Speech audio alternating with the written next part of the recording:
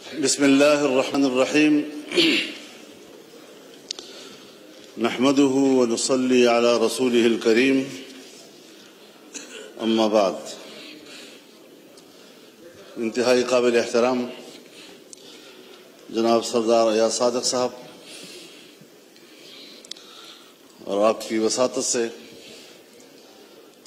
معزز اراکین ایوان،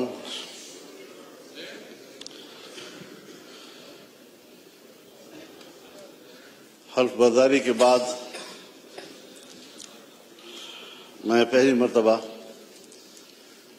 ایوان میں حاضر ہو رہا ہوں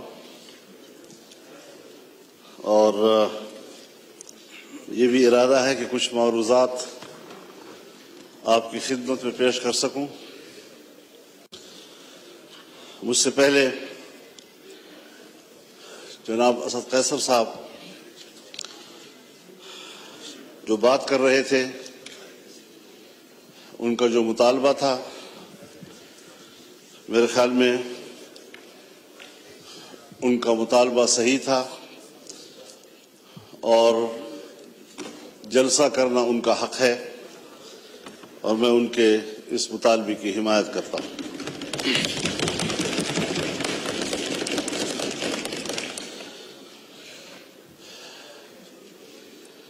لیکن جناب اسپیکر، مسئلہ یہاں تک محدود نہیں ہے کہ ہم جلسہ کر سکتے ہیں یا نہیں کر سکتے۔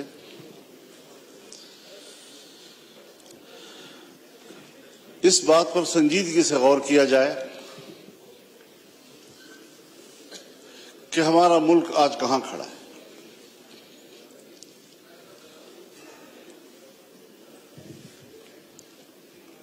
ہم نے یہ ملک جس جمہوری انداز کے ساتھ برصغیر کے مسلمانوں کی تائید سے حاصل کیا، ان کی قربانیوں سے حاصل کیا، اس ملک کے قائم ہونے میں نہ بیوروکریسی کا کوئی کردار ہے اور نہ ہی اسٹیبلشمنٹ کا کوئی کردار۔ لیکن اس بات کو سوچا جائے کہ آج عوام کہاں کھڑے ہیں اور اسٹیبلشمنٹ کہاں کھڑی ہے۔ کیا وجہ ہے کہ مسلسل ایوان پر سوال اٹھایا جا رہا ہے، ہماری عوامی نمائندگی پر سوال اٹھائے جا رہے ہیں؟ کیا یہ عوام کے نمائندہ پارلیمنٹ ہے یا یہ اسٹیبلشمنٹ کا ترتیب دیا ہوا پارلیمنٹ ہے؟ اس سے کب نکلنا ہے ہم نے، یا مزید دھستے چلے جانا ہے؟ یہ ملک جس میں حکومت محلاتی سازشوں کی بنیاد پر بنتی تھی اور ٹوٹتی تھی، بیوروکریٹس فیصلہ کرتے تھے آج وزیر اعظم کون ہے تو کل وزیر اعظم کون ہے۔ ایک زمانے میں ملک کے ایک صدر مملکت نے اپنے دور حکومت میں 5 وزیر اعظم تبدیل کیے۔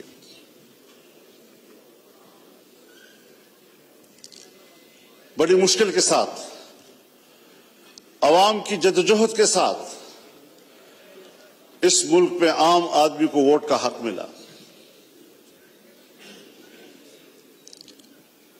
پارلیمانی طرز حکومت پر اتفاق ہوا، الیکشن ہو گئے سن 1970 میں، جسے آج ہم بطور مثال پیش کرتے ہیں۔ لیکن انتخابات کو بطور مثال پیش کرنے کے بعد کیا اس کے نتائج پر بھی ہماری نظر ہے؟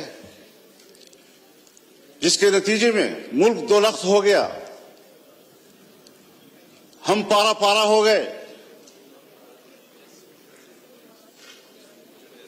قائد اعظم نے جو قوم کو موٹو دیا تھا، اتحاد، تنظیم اور یقین محکم، وہ کہاں رہا؟ قائد اعظم کا پاکستان کہاں ہے آج؟ شاید تاریخ اس کے حقائق سے پردہ اٹھائے گا. تاریخ معاف نہیں کرتی کسی کو. تھوپا گیا سیاستدانوں پر اور کردار جنرل آغا یحییٰ خان تھا. حکومت کو چلنے ہی نہیں دیا گیا. پھر ماشاءاللہ پھر ہم کچھ سنبھلے تو پھر ماشاءاللہ سوچنا یہ ہے کہ اسٹیبلشمنٹ ہمیں جو نتائج مرتب کر کے دے، جن کو یہاں پر بیٹھنے کے لیے فہرست میں نام شامل کرے، اس پر کب تک آپ سمجھوتے کرتے رہیں گے؟ کب تک ہم یہ سوچتے رہیں گے، بھیک مانگتے رہیں گے ان کے دروازوں پر بیٹھ کر؟ اور جو الیکشن ہوئے ہیں، ہمیں تو 2018 کے الیکشن پر بھی اعتراض تھا، آپ کو بھی اعتراض تھا، پیپلز پارٹی کو بھی اعتراض تھا، مسلم لیگ نون کو بھی اعتراض تھا، میرے بزرگ بیٹھے ہیں ان کو بھی اعتراض تھا. اس وقت بھی تو مینڈیٹ تقریباً وہی ہے، کچھ تھوڑا آگے پیچھے. اسی مینڈیٹ کے ساتھ اس وقت دھاندلی کیوں تھی اور اسی مینڈیٹ کے ساتھ آج دھاندلی کیوں نہیں ہے؟ حضرت مجھے شرم آتی ہے، شاید میں کچھ اپنی گفتگو میں ایسی باتیں کہوں جو آپ سمجھیں گے کہ میں تجاوز کر رہا ہوں، لیکن سیاسی آدمی اسے بات کرنی ہوتی ہے. سیاستدان معلومات کی بنیاد پر بات کرتا ہے. پبلک میں بات کرے، پارلیمنٹ میں بات کرے. خدا کرے یہ خبر غلط ہو، لیکن ہماری معلومات یہ ہیں کہ اس بار تو باقاعدہ اسمبلیاں بیچی گئی ہیں اور اسمبلیاں خریدی گئی ہیں. کون ان اسمبلیوں کو اور ان ایوانوں کو عوام کا نمائندہ پارلیمنٹ کہے گا؟ کس طرح ہمارا ضمیر مطمئن ہے یہاں پر بیٹھنے میں؟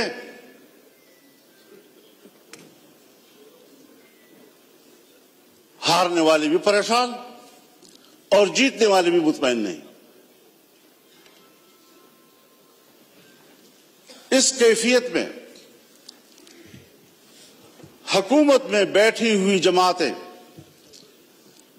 جو ہمارے لیے محترم بھی ہیں، ہمارے ہم سفر رہے ہیں، ہم ان کے اس جدوجہد کی قدر کرتے ہیں، لیکن انہی کی جماعتوں کے اندر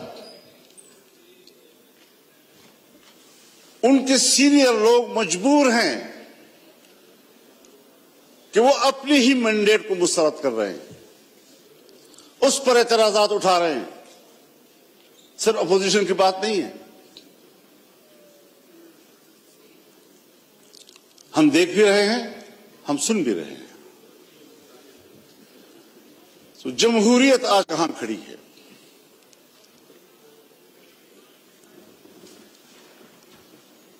یہ صرف اس لیے ہم یہاں کمزور بیٹھے ہوئے ہیں کہ ہم نے ہر مرحلے پر کمپرومائز کیا ہے. ہم نے اپنے اصول پہ سمجھوتے کیے ہیں، ہم نے اپنی جمہوریت بیچی ہے، ہم نے اپنے ہاتھوں سے اپنے آقا بنائے ہیں، اور جب ہم ہی اپنے ہاتھوں سے اپنے لیے آقا بنائیں گے، یہی ہوتی ہے آخرت کی نشانی. جب رسول اللہ صلی اللہ علیہ وسلم سے حضرت جبریل نے پوچھا کہ آپ قیامت کی علامات کے بارے میں بتائیں، تو آپ نے پہلی بات کی ان تلد الامۃ ربتہا، کہ مائیں اپنے لیے مالکائیں جنیں گی، یعنی بیٹیاں مالک بن جائیں گی اور ماں کو نوکر اور گھر کے مزدور کی طرح دیکھیں گی۔ اس مثال سے آپ خود سمجھ لیں کہ جو آپ کے ماتحت ہونے چاہیے تھے، جو آپ کے حکم پر چلنے چاہیے تھے، وہ آج ہمارے آقا اور ان کے حکم پر ہم چل رہے ہیں۔ ہم یہاں پر ایک قانون پاس نہیں کر سکتے۔ جناب اسپیکر صاحب، آپ گواہ ہیں، آپ گواہ ہیں، آپ کی پوری جماعت گواہ ہے۔ ہم نے ایک اجلاس میں ایک قانون سازی پہ بات کی، اس کے لیے کمیٹی بنی، وزیر قانون کے نگرانی میں میاں شہباز شریف صاحب نگرانی کر رہے تھے اوپر سے۔ ہمارا اتفاق ہوا دینی مدارس، ان کے وفاق، حکومت کے درمیان اس مسودے پر اتفاق ہو گیا۔ اتفاق رائے کے باوجود اسمبلی میں نہیں آ رہا، اس لیے کہ اجازت نہیں ہے۔ کرتے کرتے بالآخر اسمبلی میں آیا وہ، اور آیا تو خواندگی کے دوران روک دیا گیا اور پاس نہیں ہونے دیا۔ ہم پارلیمنٹ ہیں، ہم نے اس پہ اتفاق رائے کیا، اسمبلی تک میں لے آئے، پیش ہو گیا، پہلی خواندگی ہو گئی اور بالآخر اس کو ڈراپ کرنا پڑا۔ اتنا ضرور ہمیں پتہ چل گیا، اور میں نے شہباز شریف صاحب سے کہا کہ ہمیں اتنا پتہ چل گیا ہے کہ قصور آپ کا نہیں ہے، کون رکاوٹ ہے ہمیں معلوم ہو گیا، بس اتنا ہی چاہیے تھا۔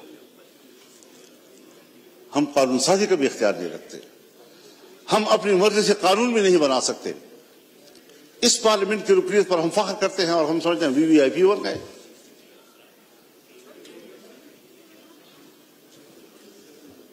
آج ذرا موازنہ تو کیجیے جناب اسپیکر، ہندوستان اور ہم ایک ہی دن میں آزاد ہوئے۔ 15 اگست 1947 کو صبح 8 بجے دلی میں لارڈ ماؤنٹ بیٹن نے انڈیا کے گورنر جنرل کا حلف اٹھایا اور کراچی میں قائد اعظم محمد علی جناح نے حلف اٹھایا۔ ایک ہی دن ہم آزاد ہوئے۔ آج وہ دنیا کی سپر طاقت بننے کے خواب دیکھ رہا ہے، اور ہم دیوالیہ پن سے بچنے کے لیے بھیک مانگ رہے ہیں کہ ڈیفالٹ نہ ہو جائیں ہم لوگ۔ یہ کس کے ہاتھوں، کون ذمہ دار ہے اس کا؟ گھومتے پھرتے پھر آئے گی بات سیاستدان ذمہ دار، حکومت ناکام ہے۔ دیوار کے پیچھے جو قوتیں ہمیں کنٹرول کرتی ہیں، جن کے باغ ڈور ہمارے ان کے ہاتھ میں ہیں، فیصلے تو وہ کریں اور منہ ہمارا کالا کریں، عوام ہمیں گالیاں دے، ذمہ دار ہمیں ٹھہرائیں۔ یہ کون سی سیاست ہے؟ ہم کہاں اس ملک کو لے آئے ہیں کہ آج آپ کا ایک ایک بچہ 25 کروڑ آبادی کا، وہ 2 اور 3 لاکھ تک کا مقروض ہو چکا ہے۔ خوش ہوتے ہیں آئی ایم ایف نے نیا قسط جاری کر دیا، نیا قسط 1 لاکھ 1.5 لاکھ کا، 1 ارب 1.5 ارب کا ہوتا ہے، لیکن آپ کو قرضے کتنے دینے ہیں؟ اپنی پیداوار کدھر ہے ہماری؟ اپنی صلاحیت کدھر ہے ہماری؟ ہم نے ملک کو جمود کا شکار بنا دیا ہے۔ اور قومیں جب جمود کا شکار ہوتی ہیں تو پھر وہ گرتی ہیں، وہ ترقی نہیں کر سکتی۔ پھر ذرا حساب لگائیں، جس ہندو کو ہم سارے القاب دیتے ہیں، سارے برے القاب ان کے، سارے اچھے القاب ہمارے، لیکن نتیجے کے لحاظ سے کارکردگی کی بنیاد پر ذرا اس کا بھی تجزیہ کر لیں، اپنا بھی تجزیہ کر لیں۔ گھر میں بیٹھے ہوئے ہیں ہم لوگ، ہم آواز سے بات کر رہے ہیں، کیوں ایک دوسرے سے بات چھپا رہے ہیں؟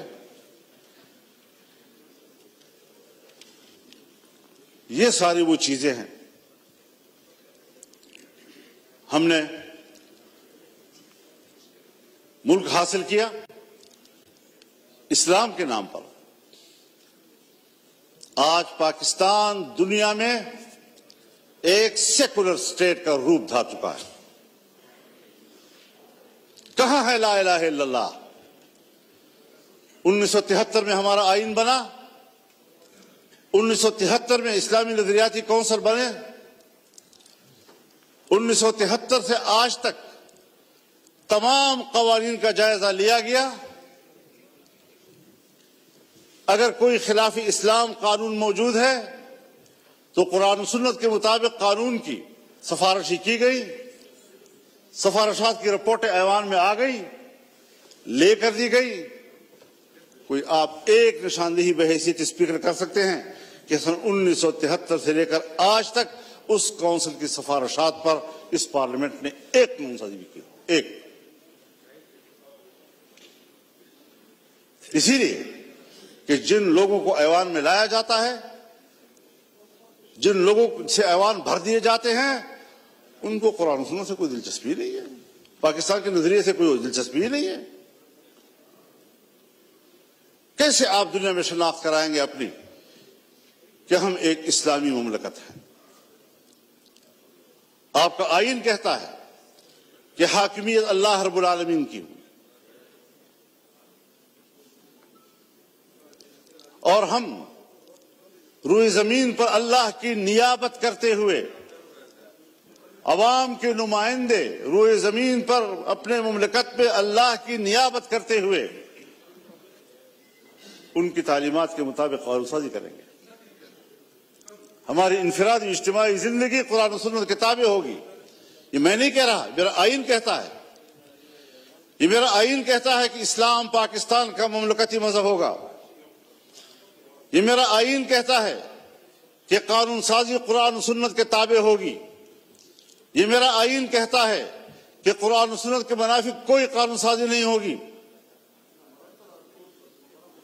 اس پر کوئی عمل درآمد کاغذی حد تک بھی، آپ تو ان اداروں کو بھی پابند کر رہے ہیں، نیست و نابود کرنا چاہتے ہیں جو ادارے آپ کے اس ملک میں کسی طرح دین و مذہب کی علامت ہیں۔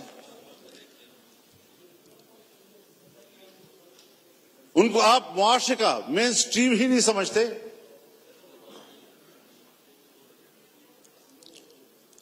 تو جس نظریے پر ملک قائم ہوا تھا 75 سال میں، اس کا بھی ذرا حساب لگا لیں آپ کہاں کھڑے ہیں۔ اور ممکن ہے بہت سے لوگ سمجھیں کہ مذہب نہیں ہے تو کوئی چیز نہیں، کوئی مسئلہ ہی نہیں ہے، لیکن بہت سے لوگ ہیں جو جمہوریت کی بات تو کرتے ہیں، مذہب کی بات بھلا نہ کریں، جمہوریت کی بات تو کرتے ہیں۔ تو ہم سب مل کر سوچیں ذرا کہ جمہوریت کدھر ہے ہماری؟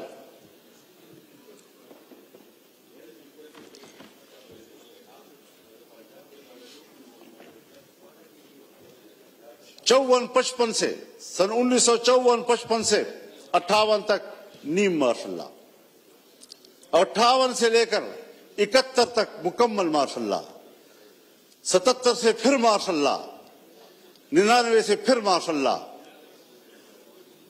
اور ہم کمپرومائز کرتے رہے۔ یہاں اسی ایوان میں ہم نے قانون سازی کرنا چاہیے، چیختے رہے ہم لوگ کہ صاحب یہ جو کچھ آپ کر رہے ہیں قرآن و سنت کے خلاف ہے. کسی نے نہیں سنی. تو جمہوریت کہاں ہے آپ کی؟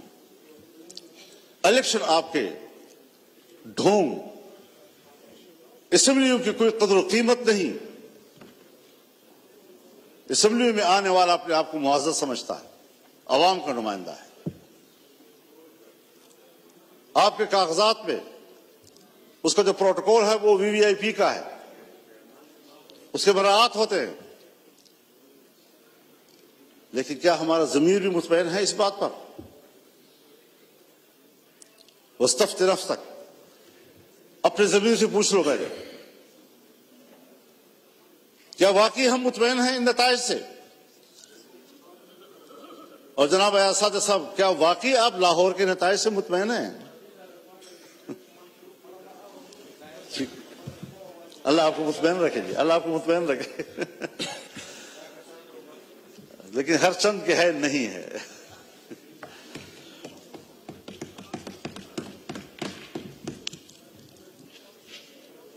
معیشت کی کیا صورتحال رکھتی ہے؟ قرضوں پہ ہم زندگی گزار رہے ہیں، اپنے وسائل کے قریب تک نہیں جاتے. امن و امان نام کا کوئی چیز نہیں ہے. ملک کو کدھر لے جا رہے ہیں آپ لوگ؟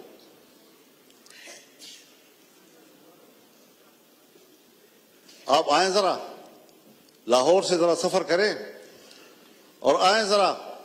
میں آپ کو دعوت دینا چاہوں گا ڈیرہ اسماعیل خان میں، ٹانک میں، وزیرستان میں، لکی مروت میں، باجوڑ میں. آپ وہاں آ کر ذرا دیکھ تو لیں کہ ہماری وہاں کیا حالت ہے.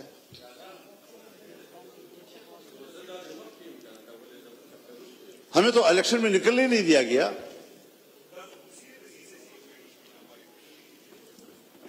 ایک طرف طالبان کی طرف سے اعلان ہوتا تھا کہ ہم الیکشن میں کوئی کارروائی نہیں کریں گے، دوسری طرف ہمیں دھمکیاں ملتی تھی. پھر ادھر سے ہمیں چٹھیاں ملتی تھی کہ آپ تھریٹ لیٹر آ جاتے تھے کہ آپ لے جائیں. پبلک سے رابطہ ہی نہیں کرنے دے رہے تھے. اور جو ہی الیکشن گزرا سارے تھریٹ لیٹر ختم ہو گئے، خیر خیریت ہو گئی. اب نہ وہاں ہمیں کوئی قتل کرنے والا ہے، نہ کوئی دہشت گرد ہے، نہ کچھ ہے. لیکن یہ بات جو ہمارے ان علاقوں سے متعلق لوگ ہیں یا بلوچستان سے متعلق لوگ ہیں، چاہے وہ پشتون بیلٹ ہے یا بلوچ بیلٹ ہے، وہاں پر کنٹرول ریاست کا نہیں ہے. اور میں بڑے ادب سے کہوں گا، مجھے یہ لفظ نہیں کہنا چاہیے، لیکن حقائق کو سامنے لاتے ہوئے کہنا پڑ رہا ہے کہ پاکستان اس وقت ایک غیر محفوظ ریاست ہے. جب ریاست غیر محفوظ ہوگی تو ذمہ دار کون ہوگا؟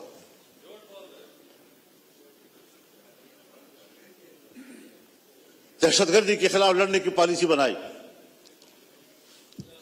جنرل مشرف صاحب کے دور میں. جو امریکہ نے کہا وہ ہم پہ مسلط کر دیا گیا، اور آج تک اس پالیسی میں کوئی فرق نہیں آ رہا. آپریشنز ہوئے، طالبان کا خاتمہ کر دیا، دہشت گرد ختم ہو گئے. آج اس سے کئی گنا طاقتور بن کر کیسے آ گئے؟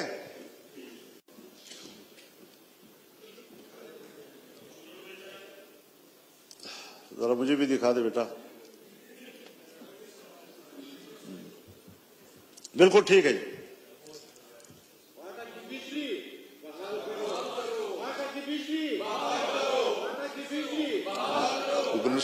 جی مولانا صاحب، جی مولانا صاحب، بس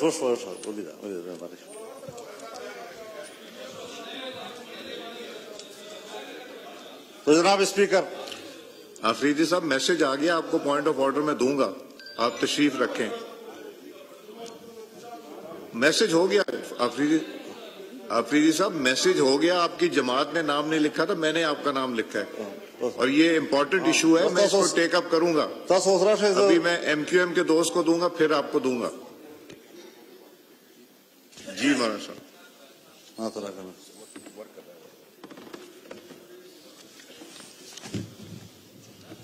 یہ جو بات یہاں کی جا رہی ہے جناب اسپیکر، یہ میرے پوائنٹس میں لکھی ہوئی ہے، اور آج بھی مولانا مصباح الدین صاحب میرے پاس تشریف لائے، اس سے پہلے وفود آئے، ہمیں ملتے رہتے ہیں. یقین جانیے ان کی زندگی جانوروں سے بھی بدتر گزر رہی ہے. نہ زندگی محفوظ ہے، نہ ان کو روزگار مل رہا ہے، بجلی بھی نہیں ہے. کیسے وہ زندگی گزار رہے ہیں آپ اندازہ نہیں لگا سکتے ان کا. میرے بھی موقع دینا چاہیے. جی مولانا مصباح الدین صاحب کو پھر آپ موقع دیں گے. جی تو صورتحال آج یہ ہے کہ امن و امان کدھر ہے آپ کا. مغرب کے بعد آپ کے تھانے بند ہو جاتے ہیں، مغرب کے بعد پولیس چوکیاں بند ہو جاتی ہیں، آپ کی ساری پولیس محفوظ پناہگاہوں میں چلی جاتی ہے، اور مسلح گروپ جو ہے وہ کنٹرول لے لیتے ہیں پورے علاقے کا. کیا اس پر کبھی غور ہوا ہے؟ بس الیکشن ہے، بس اپنی مرضی کا ایوان بنانا ہے، اپنی مرضی کی اسمبلی بنانی ہے. کس لیے اپنی مرضی کی بناتے ہو؟ ووٹ تو علماء کرام فرماتے ہیں شہادت ہے، کوئی کہتے ہیں امانت ہے، کوئی کہتے ہیں بیعت ہے. تو یہاں تو نہ شہادت ہے، نہ امانت ہے، نہ بیعت ہے. بیعت میرے نام پر کرتے ہیں، بکسا کھلتا ہے تو کسی اور کے نام پر بیعت نکلاتے ہیں. امانت آپ کے حوالے کرتے ہیں، بکسا کھلتا ہے تو اس میں امانت نام کی کوئی چیز خیانت ہی خیانت ہوتا ہے. شہادت میں صداقت ہوتی ہے، جب بکسا کھلتا ہے تو صداقت کا نام نشان نہیں ہوتا، شہادت مری پڑی ہوتی ہے. اس ساری صورتحال میں ہمیں ذرا بتائے کہاں ہم کھڑے ہیں.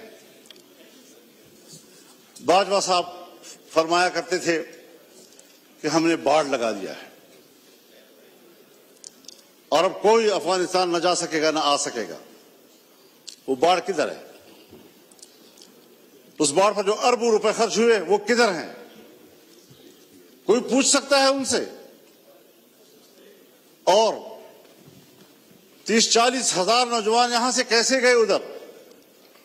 20 سال وہاں لڑے، باڑ بھی لگ گیا تھا، پھر وہ اس سے بڑھ کر طاقتور بن کر کیسے واپس آئے؟ افغانستان سے آپ ضرور گلہ کریں کہ ہم نے جن کو پکڑا ہے، جن کو مارا ہے، اس میں افغانی نیشنل بھی ہیں. بالکل گلہ کریں آپ ان سے کہ ان کی سرزمین سے کیسے لوگ ادھر آئے. ان سے کوتاہی ہوئی کہ انہوں نے اپنے سرحد پر ان کو کنٹرول نہیں کیا. لیکن آپ بھی تو سرحد پہ بیٹھے ہیں، آپ کیوں نہیں روک سکے ان کو؟ کیسے مجھ تک رسائی کی اور مجھ پر حملہ کر دیا؟ کیسے آئے اور باجوڑ میں نے 80 لوگوں کی لاشیں اٹھائیں ایک ہی جلسے میں؟ یہ تلخ واقعات کوئی ہمیں سمجھائے تو صحیح کیا سیاست ہو رہی ہے. میرے خیال میں اصول ایک ہی ہے، وہی اصول جو امریکہ نے اپنایا ہے کہ اسلامی دنیا میں اور کمزور دنیا میں دہشت گردی اور عسکریت پیدا کرو، اور جہاں پر کوئی ایسی عسکریت پیدا ہوگی وہاں پر امریکہ کو اپنی فوجیں لے جانے کا جواز حاصل ہوگا. دہشت گردی اس کی ضرورت ہے. اسلامی دنیا پر اپنی گرفت مضبوط کرنا، اسلامی دنیا میں فوجیں اتارنا. آج تمام عرب ممالک کے اندر امریکی فوجیں موجود ہیں، کہیں پر 5000، کہیں پر 3000، کہیں پر 2000، کہیں پر 1000، کہیں پر 500. کوئی بھی ملک ایسا نہیں ہے عرب دنیا کا کہ جس کے اندر ان کے فوج موجود نہ ہو، جن کے سمندر میں ان کے بیڑے موجود نہ ہو. پوری اسلامی دنیا کو کنٹرول کر رہا ہے. کیا مطلب؟ میں تو امن کے لیے جا رہا ہوں، انسانی حقوق کے لیے جا رہا ہوں. کون سے انسانی حقوق؟ وہ انسانی حقوق جو گوانٹانامو میں ہمیں نظر آئے، جہاں تم نے مسلمانوں کو برہنہ کر کے بند کوٹریوں میں پھینکا، جن کے برف کے تودوں کے اوپر ان کو لٹا کر ان کے اوپر بیٹھ کر سگریٹ پیتے رہے. آج بھی بگرام اور شبرغان کے عقوبت خانے ان کے خون سے لت پت ہیں. گواہیاں دے رہے ہیں کہ یہاں کیا مظالم کیے انہوں نے. ان کے سامنے قرآن کریم کی تذلیل کی گئی. کوئی ہے جو اس پہلو پر بھی بات کر سکے؟ بس یہ دہشت گرد، یہ دہشت گرد، یہ دہشت گرد، اور اس کے مقابلے میں اس سے بڑھ کر دہشت گردی ہو رہی ہے اور کوئی ان کو روکنے والا نہیں ہے، نہ اس پر کوئی بات کرنے والا ہے. عراق میں کیا کیا گیا؟ ابو غریب جیل میں کیا زندہ انسانوں پر ننگا کر کے ان پر کتے نہیں چھوڑے گئے اور کتوں سے ان کے جسم کو نہیں نوچا گیا؟ یہ ہیں ان کے انسانی حقوق. اسلامی دنیا کو توڑنا، ملکوں کو تقسیم کرنا اور انسانی حق کی بنیاد پر وہاں جانا. آج فلسطین میں کیا ہو رہا ہے؟ اکتوبر سے لے کر اب اپریل ختم ہو رہا ہے، 40,000 سے زیادہ غزہ اور خان یونس کے مسلمان شہید ہو چکے ہیں. یہ بچے ہیں، یہ خواتین ہیں، یہ بے گناہ شہری ہیں، یہ جنگجو نہیں ہیں. جنگجو سے مقابلہ کرو، وہ آپ کے ساتھ لڑنے کے لیے تیار. سب سے زیادہ بچے جو ان دنوں میں شہید ہوئے ہیں وہ غزہ کے ہیں. کوئی مسلمان ہے حکمران جو اس کے لیے کوئی آواز اٹھائے؟ اور پھر امریکہ اور برطانیہ اور یورپ انسانی حقوق کی بات کرے، جن کے ہاتھوں سے انسانیت کا خون ٹپک رہا ہے. انسانیت کا خون ٹپک رہا ہے اور انسانی حقوق کے علمبردار.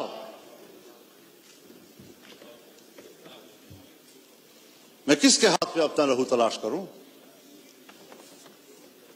ہر طرف خون ہی خون، اور ہم اس میں زندگی گزار رہے ہیں. اور اگر ملک کے عوام یا عوام کے نمائندے کوئی کردار ادا کر سکتے ہیں تو اس کے الیکشن کا یہ حشر کر دیا جاتا ہے جو ہم دیکھ رہے ہیں. تو ذرا اس حوالے سے ہمیں اپنی تاریخ کو بھی دیکھنا چاہیے، ہمیں آنے والا مستقبل ٹھیک کر لینا چاہیے. یہ قیادت کا مسئلہ ہے، یہ قیادت کا مسئلہ ہے. میں تو آج بھی کہتا ہوں اور ہمدردی کی بنیاد پر کہتا ہوں، جناب میاں نواز شریف صاحب سے بھی اور جناب شہباز شریف صاحب سے بھی اور اپنے برخوردار بلاول زرداری صاحب سے بھی کہ عوام کے لوگ ہو، چلو اکٹھے عوام میں جاتے ہیں، چھوڑو اس اقتدار کو، آئیں ادھر بیٹھیں، اور اگر واقعی larger group P T I ہے دے دو ان کو حکومت.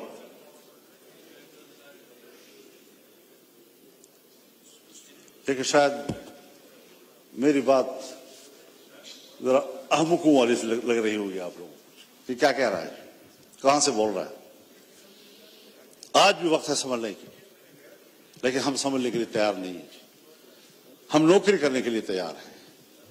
تو پھر ظاہر ہے کہ ہم نے بھی عزم کر رکھا ہے کہ اس غلامی کے خلاف جنگ لڑیں گے، میدان عمل میں آ کر جنگ لڑیں گے، پبلک میں جا کر لڑیں گے، آئین اور قانون کے دائرے میں لڑیں گے، اور ملک کو اس غلامی سے نجات دلائیں گے. یا تو ہمارے اوپر عالمی قوتیں حکومت کر رہی ہیں یا پھر ہماری اسٹیبلشمنٹ ہمارے اوپر حکومتیں کر رہی ہیں. یہ نظام ہمیں قبول نہیں ہے اور ہماری پوزیشن اس حوالے سے بالکل واضح ہے. اس لیے ہمارا پیغام ہر سطح پر چلا جانا چاہیے. ہم نے جانا ہے انشاءاللہ 2 مئی کو کراچی میں ملین مارچ ہوگا انشاءاللہ العزیز. 9 مئی کو پشاور میں انشاءاللہ ملین مارچ ہوگا. اور اگر کسی نے روکنے کی کوشش کی تو وہ سوائے اس کے کہ اپنے لیے مصیبت کو دعوت دے گا اور کوئی نتیجہ اس کا نہیں نکلے گا. وہ عوام کے اس سیلاب کا راستہ نہیں روک سکیں گے. اور انشاءاللہ العزیز یہ جدوجہد جاری رہے گی. اور امید ہے امید رکھنی چاہیے کہ اس میں آپ بھی ہمارے ساتھ ہوں. سید